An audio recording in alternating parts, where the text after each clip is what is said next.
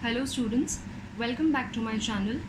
Now today we are going to take certain examples और इन examples में आपको check करना है कि कौन सा कंपाउंड सबसे ज़्यादा एसिडिक है और कौन सा सबसे कम एसिडिक है.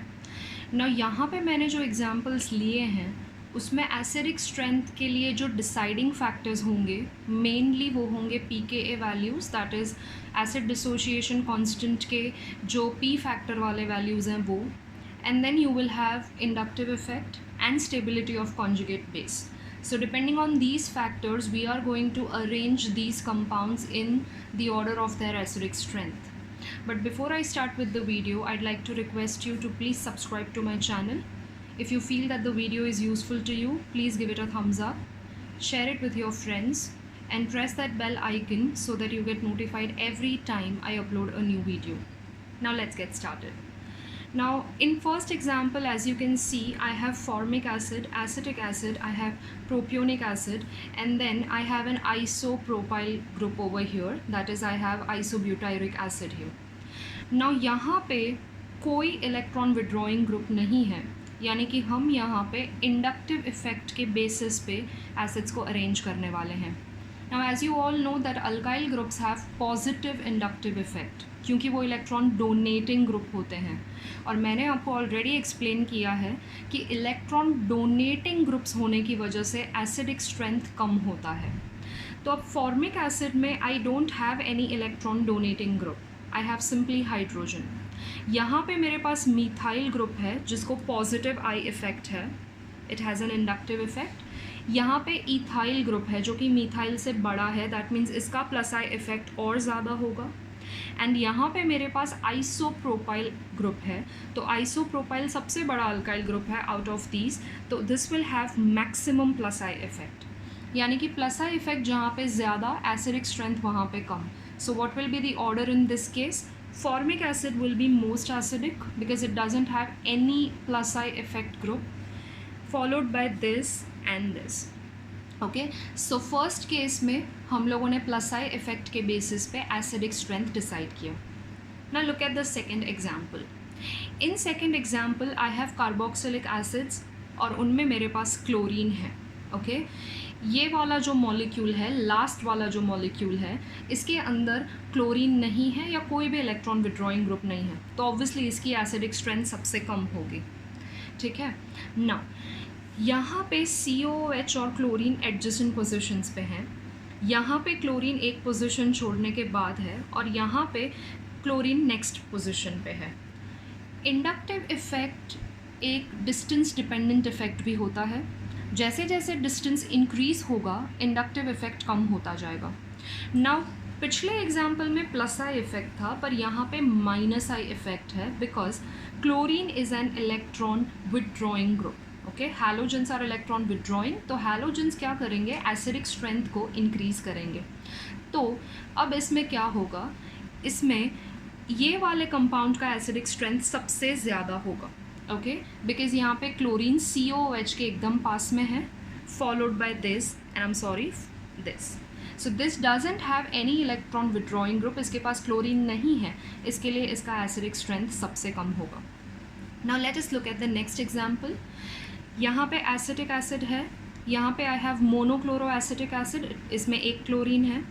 यहाँ पे I have dichloro acetic acid and this is trichloro. Okay, now सभी में क्लोरीन है बट मैक्सिमम क्लोरीन यहाँ पे है.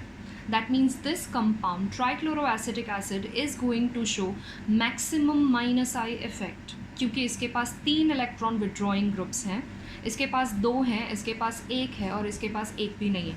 So out of these 4 this compound is going to be most acidic, trichloroacetic acid.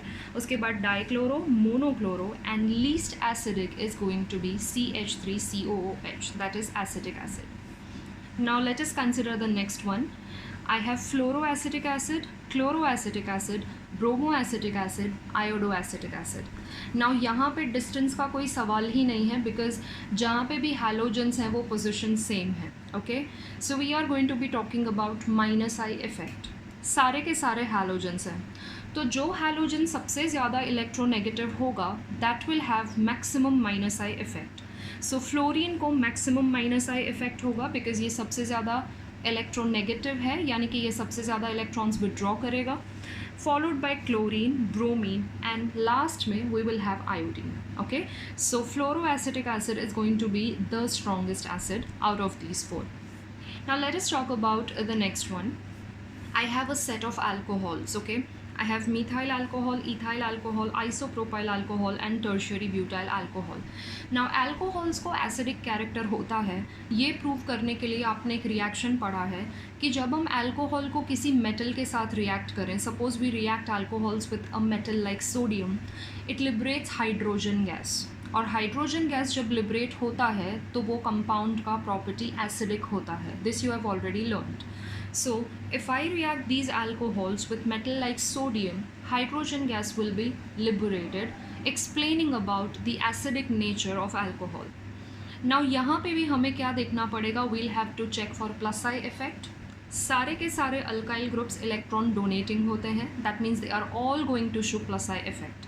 Now आपको यहाँ पे चेक करना है कि कौन से अल्कोहल में मिनिमम प्लस आई इफेक्ट होगा, that will be maximum acidic. Okay, so CH3 है जो सबसे छोटा अल्काइल ग्रुप है, सो इसको स्मॉलेस्ट इंडक्टिव इफेक्ट होगा.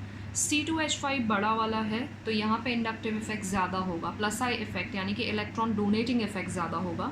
यहाँ पे आइसोप्रोपाइल है, that will have even more plus I effect, और यहाँ पे टर्शियरी ब्यूटाइल है जिसको मैक्सिमम प्लस आई इफेक्ट होगा, यानी कि मैक्सिमम प्लस आई इफेक्ट है यानी कि ये मिनिमम एसिडिक होगा. So the maximum acidic alcohol out of the four is going to be definitely methyl alcohol, followed by ethyl alcohol, then I'll have isopropyl alcohol, and finally I will have tertiary butyl alcohol. Now let us talk about the next example. I have methane, ammonia, water and HF.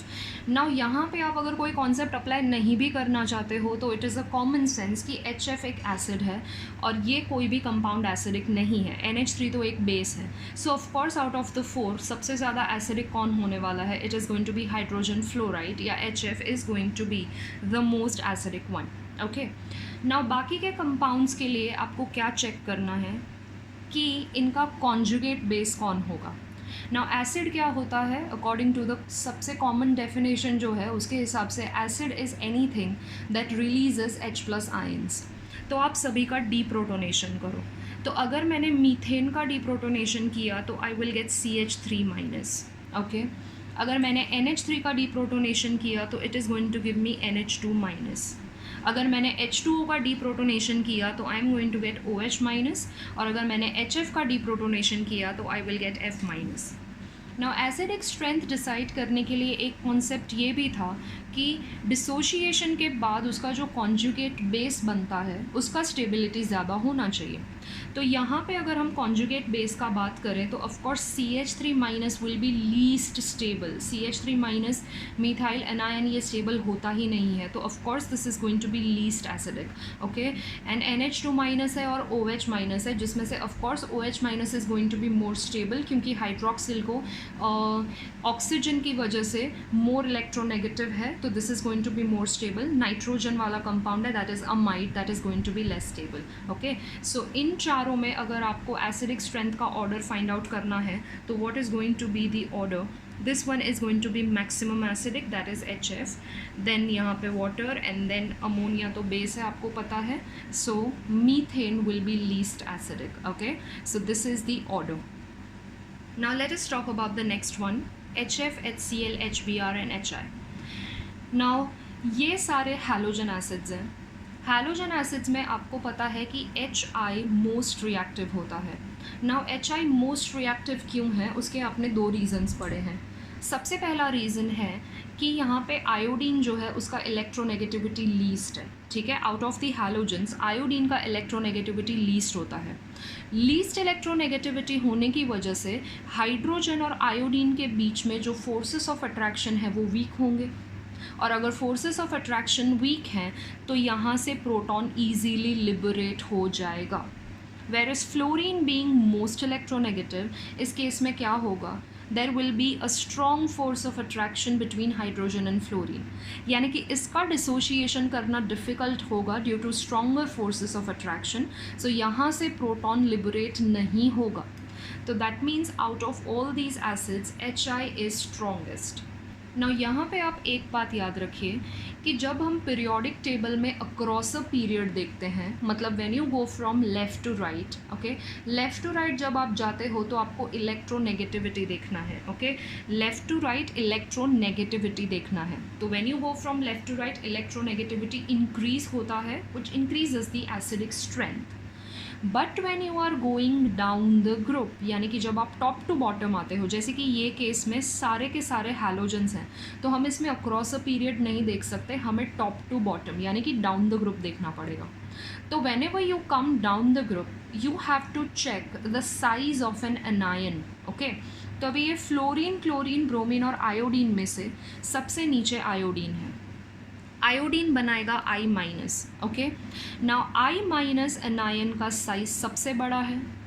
अगर I minus का size सबसे बड़ा है तो इसके ऊपर charge density कम होगा, और अगर इसके ऊपर चार्ज डेंसिटी कम होगा तो आयोडाइड का H प्लस के साथ कंबाइन होने का टेंडेंसी भी बहुत ही कम होगा, यानी कि वो H प्लस के साथ कंबाइन नहीं करेगा। अगर वो H प्लस के साथ कंबाइन नहीं करेगा तो क्या होगा, आपके सॉल्यूशन में बहुत सारे फ्री H प्लस आयंस होंगे, और जहाँ बहुत सारे फ्री H प्लस आयंस होते हैं या ज़्यादा H प्लस आयंस होते हैं वही तो स्ट्रॉन्ग एसिड होता है। So out of these halogen acids which acid is going to be the most acidic one? Of course HI is going to be the most acidic, okay. So the order in this case will be this: HF will be less acidic than HCl, then HBr, and then finally we will have HI, which is going to be the strongest acid, okay. So ये आप याद रखो कि जब आप across a period जाओगे, यानी कि when you are going from left to right, you are going to talk about electronegativity. More the electronegativity, more will be the acidic strength. But when you are going from top to bottom in a group, you have to check the size of an anion. More the size of an anion, lesser will be the charge density over that anion, so that will have a less tendency to combine with H plus ions, as a result of which H plus ions will be left free in the solution, and when you have more number of H plus ions in the solution, your compound or molecule is going to be more acidic. So that is the reason for HI being more acidic, okay. Now let us take the next example. I have ethane, ethene and ethyne, okay.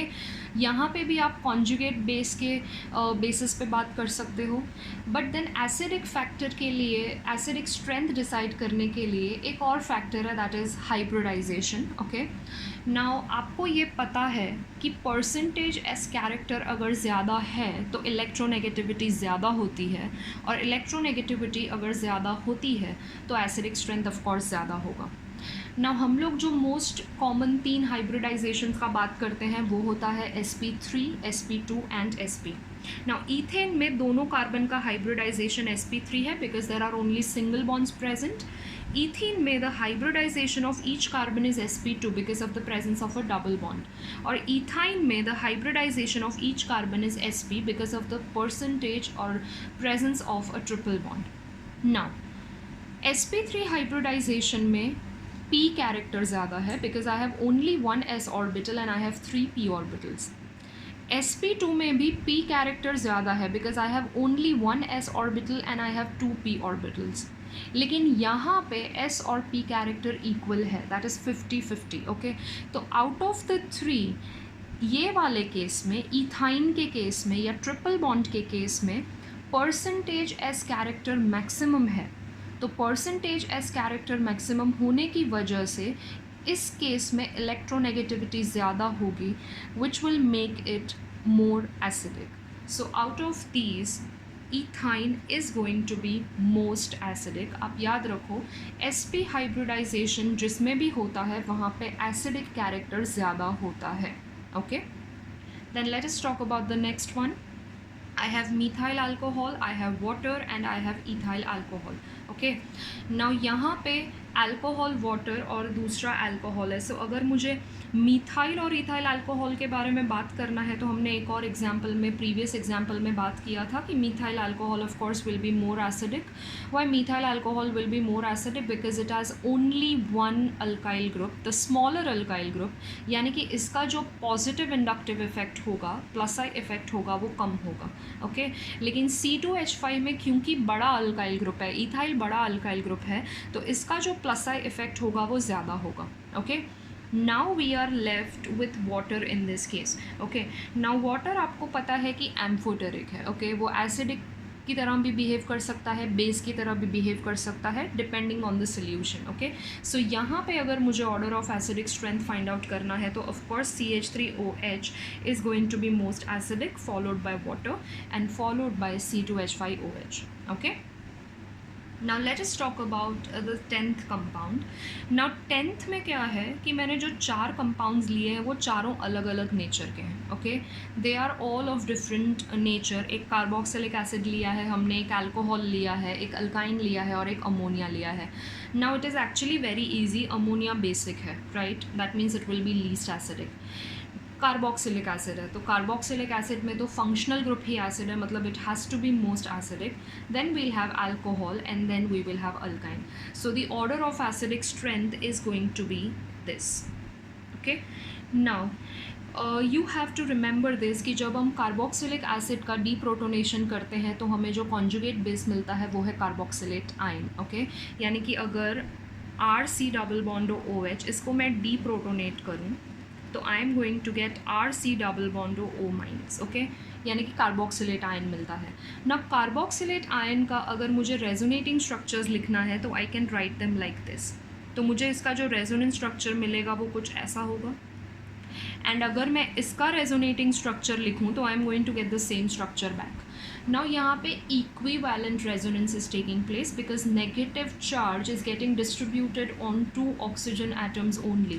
जब negative charge same atoms के ऊपर distribute होता है या equally distribute होता है तो वो जो इक्विवेलेंट रेजोनेंस होता है वो हमेशा ज़्यादा इफ़ेक्टिव होता है, वो स्टेबिलिटी बढ़ाता है, वो एसिडिक स्ट्रेंथ भी बढ़ाता है. That is the reason carboxylic acid is going to be more acidic. Then you will have alcohol. Okay alkoxide में कोई रेजोनेंस तो नहीं होगा, इसका कॉन्जुगेट बेस अल्कोक्साइड है RO माइनस. लेकिन अल्कोहल्स एसिडिक होते हैं due to that tendency to combine with metal and releasing hydrogen ions. Now ये क्यों एसिडिक है? Because of the hybridization factor. इसमें परसेंटेज एस कैरेक्टर ज़्यादा है, that is why this is going to be more acidic. And finally ammonia, as you all know, it is a base. Okay so it can't be acidic, so that is why this is the order. Okay now let us talk about the next example. next example में हम लोगों ने लिया हुआ है hydronium ion, हमने लिया है water. we have taken NH4 plus that is ammonium ion and then we have taken NH3 that is ammonia. okay now इस केस में क्या होने वाला है, 11th में ये होगा कि H3O का अगर मैं डीप्रोटोनेशन करूँ तो मुझे जो कॉन्जुगेट बेस मिलेगा वो होगा वाटर. एंड अगर मैंने H2O का डीप्रोटोनेशन किया तो मुझे जो कॉन्जुगेट बेस मिलेगा वो होगा OH माइनस. ओके सो अभी H2O और OH माइनस में से ज़्यादा स्टेबल कौन है? ऑफ कोर्स वाटर, क्योंकि वो न्यूट्रल है. जब आप आयनिक स्पीशीज़ लेते हो और जब आप न्यूट्रल स्पीशीज़ लेते हो तो ऑफ कोर्स न्यूट्रल स्पीशीज़ ज़्यादा स्टेबल होते हैं. Now when you are taking ammonium ion, ammonium का अगर आपने डीप्रोटोनेशन किया तो आपको क्या मिलेगा? आपको NH3 मिलेगा, करेक्ट. और NH3 का जब आप डीप्रोटोनेशन करोगे तो आपको मिलेगा NH2 माइनस. सो यहाँ पे मुझे मिल रहा है NH3 और NH2 माइनस. तो of course again ammonia is going to be more stable because ammonia is a neutral species and amide is a negatively charge species. Okay now आपको ये चारों को अरेंज करना है. तो अभी इनमें से सबसे ज़्यादा स्टेबल कौन हुआ? वाटर और अमोनिया सबसे ज़्यादा स्टेबल हुए, करेक्ट. तो अब वाटर और अमोनिया में से ज़्यादा फिर एसिडिक कौन होगा? ऑफ कोर्स हाइड्रोनियम आयन, क्योंकि हाइड्रोनियम आयन को हम एसिडिक वाटर ही बोलते हैं. Moreover it has oxygen which is more electron negative, that means वो मोर इलेक्ट्रॉन विड्रॉइंग है व्हेन कंपेयर टू नाइट्रोजन. तो यहाँ पे जो हाइड्रोनियम आयन है that is going to be maximum acidic, followed by ammonium ion okay, because ये दोनों के जो कॉन्जुगेट बेस हैं वो ज़्यादा स्टेबल हैं. Okay, they are neutral. So I will have hydronium ion first, and hydronium ion के बाद मेरे पास क्या आ जाएगा, अमोनियम आ जाएगा. अमोनियम के बाद of course I am going to have water, and then I will have ammonia, because as you all know कि ammonia तो बेस है, तो ऑफ कोर्स वो लास्ट में ही आने वाला है. ओके, तो ये वाले केस में आपको कॉन्जुगेट बेस बनाकर देखना है, स्टेबिलिटी को चेक करना है, और depending on that you are going to arrange it in the respective order. Okay, now let us take the next example. अब नेक्स्ट एग्जाम्पल में मॉलिक्यूल एक ही है, लेकिन मॉलिक्यूल में लेबल किया गया है ए, बी और सी. तो आपको आइडेंटिफाई करना है कि ए, बी और सी में से एसिडिक स्ट्रेंथ सबसे ज़्यादा किसकी होगी. ऑफ कोर्स यहाँ पे ए की एसिडिक स्ट्रेंथ सबसे ज़्यादा होगी, because it is a carboxylic acid. Okay, acidic group है, तो ऑफ कोर्स इसकी एसिडिक स्ट्रेंथ सबसे ज़्यादा होगी.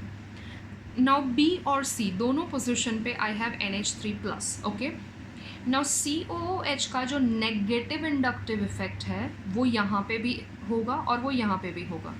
नाउ मैंने आपको पहले ही बताया कि इंडक्टिव इफेक्ट जो है वो डिस्टेंस डिपेंडेंट इफेक्ट है. तो डिस्टेंस जैसे जैसे बढ़ता जाएगा इंडक्टिव इफेक्ट वैसे वैसे कम होता जाएगा. दैट मीन्स इस केस में इसका जो नेगेटिव इंडक्टिव इफेक्ट है वो बेटर तरीके से इसको लगेगा. Okay, so that is why B is going to be more acidic followed by C. C का जो डिस्टेंस है वो ज़्यादा है when compare to carboxylic acid, so this is going to show least inductive effect, and that is why it is going to be least acidic. Now in this particular case यहाँ पे क्या होगा, यहाँ पे ABC है, यहाँ पे A है NH3+, B और C दोनों COOH हैं. ओके, तो ऑफकोर्स ये NH3+ का तो लास्ट में ही आएगा, तो you have to decide between B and C ना. सो इसके ऊपर भी पॉजिटिव चार्ज, और जो पॉजिटिव चार्ज स्पीशीज़ होते हैं उनका भी जो इफ़ेक्ट होता है वो नेगेटिव इंडक्टिव इफ़ेक्ट ही होता है. तो इसका जो नेगेटिव इंडक्टिव इफ़ेक्ट है वो इस वाले COOH पे ज़्यादा इफ़ेक्टिवली लगेगा क्योंकि डिस्टेंस कम है दोनों के बीच में. So in this case B is going to be most acidic followed by C of course, and last में you are going to have A. Okay, so these were certain examples जिसमें हमने acidic strength के लिए inductive effect, dissociation constants, ये सारे factor consider करके, and stability of conjugate base of course उसके बारे में भी हमने बात किया, and we tried to arrange the elements according to their acidic strengths. Okay, now I just would like to make one mention over here कि ये जो एग्जांपल्स मैंने डिस्कस किए हैं वो मैंने नीरज दुबे सर जो एक प्रोफेसर हैं उनके लिए उनके चैनल से रेफ़र करके मैंने ये एग्जांपल्स आपके लिए एक्सप्लेन किए हैं. So I would like to thank him, and I hope you all have understood this. Thank you so much. I am going to see you next time, और उसमें भी हम ऐसे ही कुछ एग्जांपल्स करेंगे. और एग्जांपल्स में अब वो जो एग्जांपल्स हम करेंगे उसमें हम सारे के सारे इफ़ेक्ट्स कंसिडर करके कंपाउंड्स को अरेंज करेंगे in the order of acidic strength, यानी कि उसमें हम लोग इंडक्टिव इफेक्ट, pK वैल्यूज़ ये भी सब कंसिडर करेंगे. उसके अलावा हम ortho effect, SIR, SIP effect जो हम सब कुछ ऑलरेडी डिस्कस कर चुके हैं वो सारी चीज़ें हम एक साथ कंसिडर करके एसिडिक स्ट्रेंथ के ऊपर कुछ क्वेश्चन सॉल्व करेंगे. So I hope you have understood this. So thank you so much. I will see you next time. Until then, happy learning and take care. Thank you so much.